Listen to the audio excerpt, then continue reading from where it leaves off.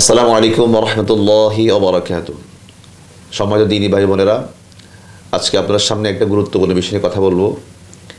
বিষয়টা হচ্ছে পবিত্র মাহে রবিউল আউয়াল মাস আসলে আমরা সকলেই পবিত্র ঈদে মিলাদুন্নবী উদযাপন করে থাকি, যেটাকে আমরা সকল ঈদের সেরা ঈদ বলি।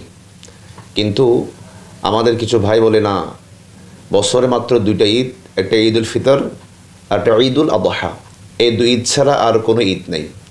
এখন প্রশ্ন, আমরা তাহলে ঈদে মিলাদুন্নবী কোথায় পেয়েছি? কোরআন হাদিসে কি ঈদে মিলাদুন্নবীর কথা আছে? এই বিষয় নিয়ে আমি আজকে সংক্ষেপে আলোচনা করব। আল্লাহ পাক কোরআন পাকে বলছেন, ওয়াইন তাউদ্দু নি'মাতাল্লাহি লা তুহসুহা। আল্লাহ আমাদেরকে অসংখ্য নিয়ামত দিয়েছেন, আল্লাহর নিয়ামতগুলো আমরা শেষ করতে পারবো না। তো যত নিয়ামত দিয়েছেন, সবচেয়ে শ্রেষ্ঠ নিয়ামত হচ্ছে ওমা আরসালনাকা ইল্লা রাহমাতুল আলামিন। সবচেয়ে শ্রেষ্ঠ নিয়ামত হচ্ছে আমার নবীজি রাহমাতুল আলামিন, যেটা আল্লাহ পাক কোরআন পাকে বলছেন, লাকাদ মান্নাল্লাহু আলাল মুমিনিনা ইয বাআসা ফীহিম রাসূলা। আল্লাহ বলছেন, হে ঈমানদাররা, আমি তোমাদের মধ্য থেকে তোমাদের মাঝে রাসূল প্রেরণ করে আমি তোমাদের প্রতি বড় ইহসান করেছি। আল্লাহ পাক এই রাহমাতুল আলামিনকে জমিনে প্রেরণ করে, আমাদের মাঝে প্রেরণ করে আমাদের উপর বড় ইহসান করেছে।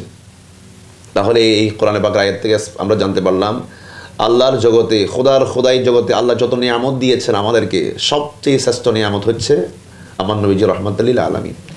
এখন প্রশ্ন, আমরা ওই দিনকে কেন ঈদের দিন বলি?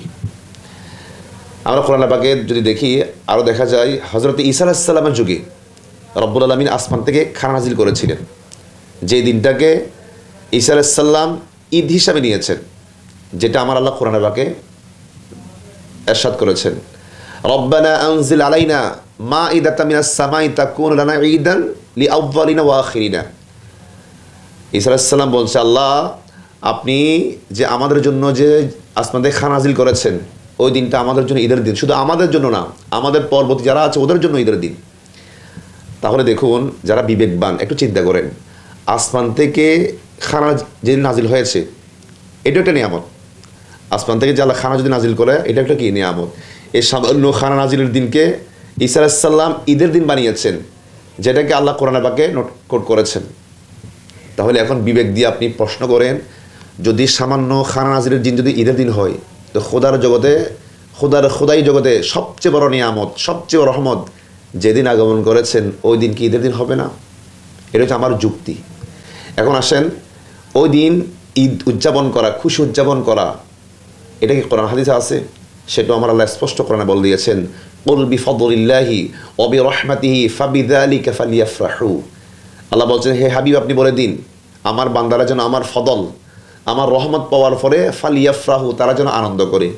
এখানে রহমত দ্বারা ওমা আরসালনাকা ইল্লা রাহমাতাল লিল আলামিন, এখানে রহমত দ্বারা আমার নবীকে বুঝিয়েছেন। তো আমার নবীর আগমনে আমার নবী যিনি আগমন করেছেন, আল্লাহ বলছে তোমরা আমার রহমতকে পেয়ে ফালিয়াফরাহু, তোমরা আনন্দ করো। তো আনন্দকে আরবিতে বলা হয় ঈদ। কারণ নবীকে আমরা খুশি, নবীর উসিলায় আমরা কোরআন পেয়েছি, নবীর উসিলায় আমরা ঈমান পেয়েছি, নবীর উসিলায় আমরা ইসলাম পেয়েছি, সমস্ত নিয়ামত নবীর উসিলায় পেয়েছি। যে নবীর উসিলায় এতগুলো নিয়ামত পেয়েছি, সেই নবীকে পেয়ে আমরা অবশ্যই খুশি। সেজন্য আল্লাহ পাক আনন্দ করতে বলেছেন। আমরা শরীয়ত সম্মতভাবে কোরআন তেলাওয়াতের মাধ্যমে, নাত রসুলের মাধ্যমে, যে জশ্নে জুলুসের মাধ্যমে, রেলির মাধ্যমে এই আমরা ঈদ উদযাপন করে থাকি। মানুষকে খানা খাওয়ানোর মাধ্যমে আমরা ঈদ উদযাপন করে থাকি।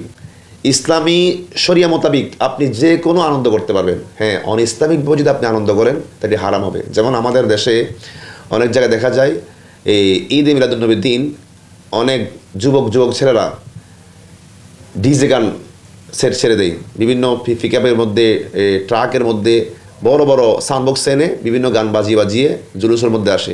এটার সাথে আমাদের আহলে সুন্নাত জামাত আছে কোনো সম্পর্ক নাই।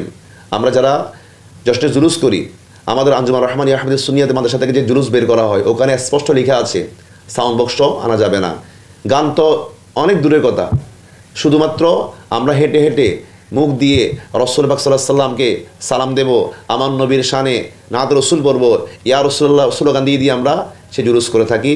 এই জুলুসের মধ্যে কোরআন সুন্নাহর বাইরে কোনো আমল করা হয় না। যা কিছু করা হয় সবগুলো কোরআন সুন্নাহ সম্মত।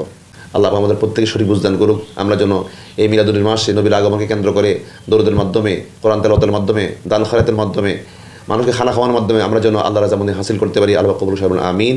আসসালামু আলাইকুম রহমতুল্লাহ।